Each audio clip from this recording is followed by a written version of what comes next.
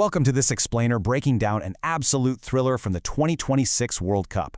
European pressure met emerging Asian resilience in Santa Clara. We're talking about that incredible Group J matchup between Austria and Jordan at Levi Stadium. It gave us literally everything you could want from the beautiful game. We're talking historic milestones, tactical masterclasses, and a heavy dose of modern football drama. Whether you're here to analyze the tactical trends or you just love a gripping narrative, let's dive into exactly how this 3-1 thriller unfolded. Now, you might be wondering, how did a World Cup debutante push a European powerhouse to the absolute brink?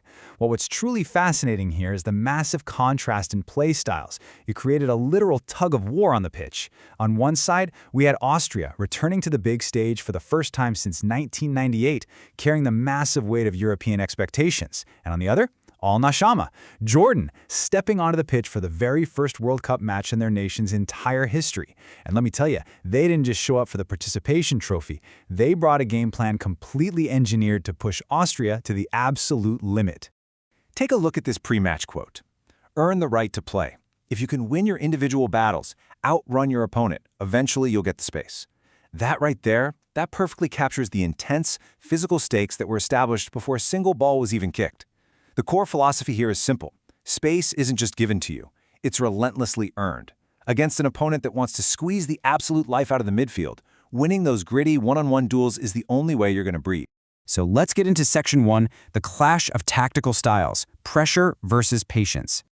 We're looking at Ralph Rangnick's chaotic, suffocating high press pitted directly against Jamal Salami's highly disciplined, risk-averse defensive block. It's a classic matchup.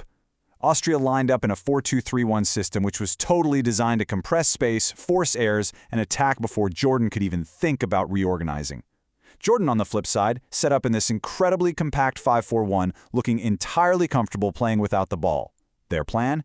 Slow the whole game down, maintain a rigid structure, and wait for the exact right moment to bypass Austria's first wave of pressure and launch these direct vertical counterattacks. And man, did these tactics unfold over 90 minutes of pure drama and swinging momentum. Just look at this scoring pace. It perfectly reflects those massive shifts in control. Austria struck early, Jordan roared right back after halftime, and then those final 20 minutes? Total descent into chaos, own goals, and VAR controversy. Let's break down exactly how we hit each of these pivotal markers. Moving to Section 2, Austria strikes first, breaking the block. Right out of the gate, Austria's intense 4-2-3-1 framework completely suffocated the game. They absolutely dominated the ball, holding about 62% possession by totally controlling the midfield.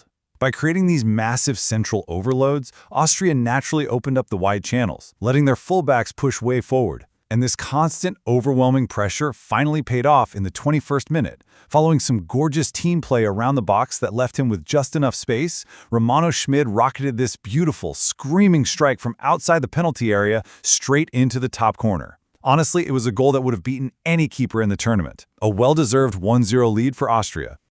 Now for Section 3, Jordan makes World Cup history, the perfect counter. 50.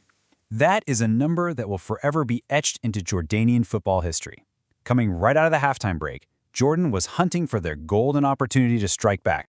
And boy, did they find it. Utilizing the massive space left exposed by Austria's advancing fullbacks, Noor Al-Rawabdia spotted Ali Alwan. Now, Alwan, who by the way led Jordan in qualifying with 9 goals, took off on this magnificent solo run. He dribbled straight into the box, cut inside onto his right boot, and curled an absolute stunner of a shot that bounced right off the inside of the far post and into the net. Just like that, tied at 1-1, and Jordan had officially scored their first ever World Cup goal. It was literal perfection, the absolute flawless execution of their counterattacking philosophy. Okay, let's head into Section 4, VAR drama and chaos, the tipping point. So why exactly was Marko Arnautovic's 68th minute goal disallowed? Well, the intense VAR controversy that followed left Austrian fans and players completely outraged. In the 68th minute, veteran striker Marko Arnautovic thought he had reclaimed the lead for Austria after this wild scramble inside the 6-yard box. He's celebrating, the fans are absolutely erupting, but then, the referee signals for a VAR review. You know, they say football's a game of inches, and this is exactly why. The referee's decision to penalize a minimal contact wiped the goal completely off the board. During that crazy corner kick scramble, as Austrian defender Stefan Posch tried to control the ball, it just barely, and I mean barely, brushed his arm before dropping right to Arnautovic's feet. The ref goes to the sideline monitor, takes a look at the replay, and deems it a handball. Goal chalked off. The score stays deadlocked at 1-1, and the tension in that stadium was just palpable. But despite that massive reprieve for Jordan, their defensive cornerstone, Yazan Al-Arab, who honestly had been having an immense game at the back, suffered pure heartbreak just minutes later. In the 77th minute, another incredibly dangerous Austrian corner gets whipped into the box. Amidst a really tough attempt at a clearance, the ball deflects squarely off Al-Arab's back and bounces right into his own net. Oh man, it was a crushing blow. An own goal that gifted Austria a 2-1 lead without an Austrian player even taking the final shot. Bringing us to Section 5, Final Blows and the Man of the Match. Well, Arnautovic did finally get his goal, converting a super late penalty after yet another VAR handball review to officially ice the game at 3-1. We are deep into stoppage time here, the 91st minute plus 11, and Arnautovic fires off a shot. Jordan Celine Obeid slides in desperately trying to block it, but the ball strikes his raised hand. The ref reviews it, points straight to the spot, and Arnautovic steps up. He just blasts the penalty into the top left corner, sealing the victory and putting the game completely out of reach for Jordan.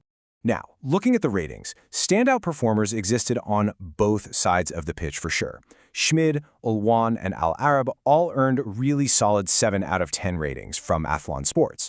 But one Austrian player was absolutely essential to their high-tempo control throughout the match. And spoiler alert, the official man of the match honors went to him. Yep, Marcel Sabitzer. He proved exactly why he's Austria's engine today. He executed Rangnick's super demanding tactical system flawlessly. Sabitzer was just masterful on set pieces and served as this crucial playmaker in incredibly tight areas around the box.